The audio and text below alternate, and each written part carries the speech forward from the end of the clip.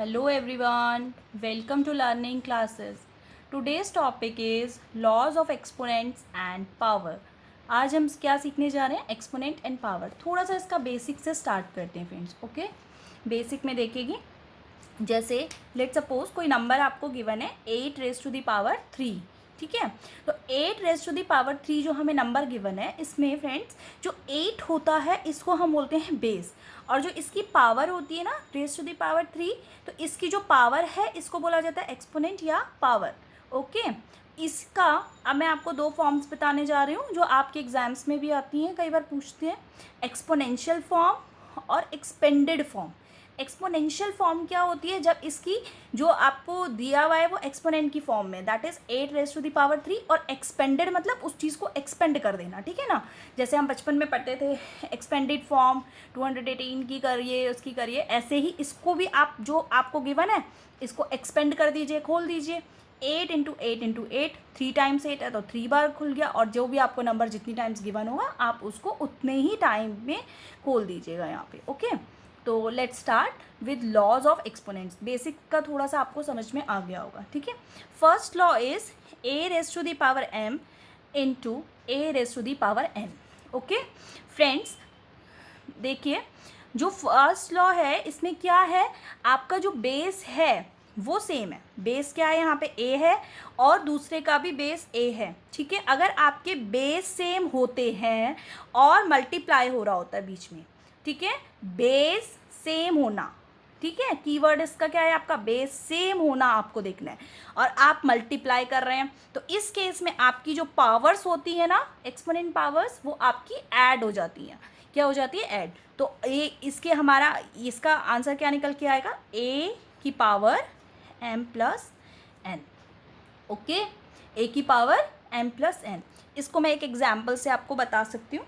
देखिए, जैसे आपका मान लीजिए मेरे पास बेस है 2⁻2 मल्टीप्लाई बाय 2⁻4. ओके, बेस दोनों का सेम है, a और a यहाँ पे क्या हो गया? 2 और 2. ओके, तो इसकी मेरी पावर क्या हो जाएगी? 2⁻2 + 4. ठीक है, अब इसकी मैं पावर को ऐड कर दूंगी तो मेरे पास क्या आ जाएगा? 2⁻6.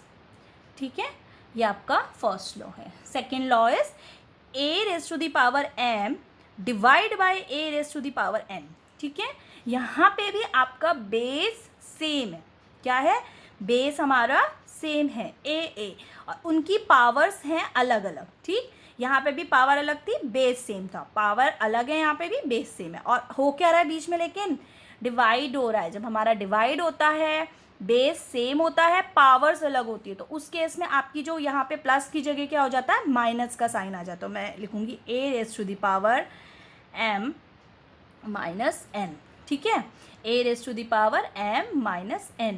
ये इसका लॉ है. इसका एग्जाम्पल देख लीजिए आप. अगर मेरे पास है 3⁵ डिवाइड बाय 3⁵2. ओके, तो मेरा ये फ्रेंड्स क्या बनेगा? 3⁵5 - 2. बेस सेम है, पावर्स अलग हैं, और डिवाइड कर रहा है, तो 3⁵5 - 2, तो ये हो जाएगा आपका 3⁻3. अब इसमें आप ये देख लीजिएगा कि आपसे आंसर एक्सपेंडेड फॉर्म में मांगा है या एक्सपोनेंशियल में, आप उस तरह से इसको दिखाइएगा आंसर को. ओके, अब देखिए, अब मेरे को कुछ इस तरह से दिया है थर्ड लॉ, जहाँ पे मेरा बेस क्या है? a की पावर m है, और फिर ब्रैकेट के उसकी पावर n है. a की पावर m और ओवर उसके ब्रैकेट लगा के पावर n है. इस केस में मेरा लॉ हो जाता है a⁻m × n, that is a⁻mn. तो जब ब्रैकेट लगा होता है तो खुल करके उसकी पावर क्या हो जाता है? यहाँ पे मल्टीप्लाई का साइन आ जाता है. ठीक है, तो a⁻m × n. इसमें देखिए 2⁻3 है अगर मेरा गिवन, और इसका ऊपर मेरे को 4 दिया हुआ है ब्रैकेट के बाहर में. ठीक है ना, इसकी 2 की पावर 3 है, पर इस पूरे की पावर 4 है, यानी कि 2⁻3 आपका 4 टाइम्स खुल रहा है. तो इस केस में मैं क्या करूँगी? 2⁻3 × 4. ओके, तो मेरा आंसर आ जाएगा 2⁻12. Okay, next fourth one is a⁻m × b⁻m. अब इस केस में क्या हो रहा है? मेरा बेस अलग है, अभी हमारे क्या थे? बेस सेम थे. अब इस केस में देखेंगे आप, बेस दोनों के चेंज हैं, यहाँ पे मेरा a बेस है, इसका बेस b है, तो अब और लेकिन इनकी पावर सेम है, तो इस केस में मेरा लॉ बनता है a इंटू बी की पावर m, क्योंकि पावर सेम है। इस केस में पावर की वैल्यू आपकी सेम आएगी। तो देखेंगे जैसे कि 2 है की पावर 4 मल्टीप्लाई बाय 3 की पावर 4, इसका एग्जाम्पल है ये। तो 2 की पावर 4 मल्टीप्लाई 3 की पावर 4, तो इस केस में क्या होगा 2 इंटू 3 मल्टीप्लाई लगाएंगे बीच में इंटू 3 की पावर 4, तो ये हो जाएगा मेरा 6 की power 4। Okay, next one is a की power m divide by b की पावर m। यहाँ पर भी क्या है आपका फ्रेंड्स, बेस आपका चेंज है।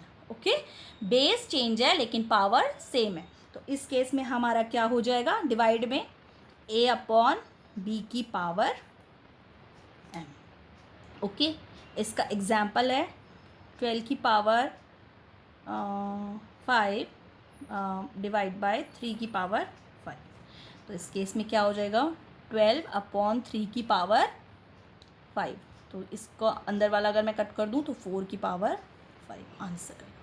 ठीक है, यानी कि 4 की पावर 5। ठीक है फ्रेंड्स, लास्ट इज a की पावर 0। किसी भी बेस की अगर पावर रेज टू द 0 होती है तो उसकी वैल्यू 1 होती है। ये सबसे इम्पॉर्टेंट है, इस पे बहुत सारे क्वेश्चंस वो आपको ट्रिकी वे से दे सकता है, क्योंकि उसको लगता है कि बच्चा शायद भूल जाए। ठीक है, तो आपको भूलना नहीं है, अगर किसी भी बेस की पावर 0 होती है तो उसकी वैल्यू हमेशा 1 आती है। Say for example 7 raise to the power 0 is equal to 1। 1000 even raise to the power 0 भी आपका 1 ही आएगा। किसी भी नंबर की पावर अगर 0 है तो उसका आंसर आपका 1 आएगा। ओके फ्रेंड्स, होपफुली आपको मेरी video law of exponent and power पसंद आई होगी। प्लीज़ मेरे चैनल लर्निंग क्लासेस को लाइक करें, शेयर करें, सब्सक्राइब करें and hit the bell icon to get the notification. Thank you friends.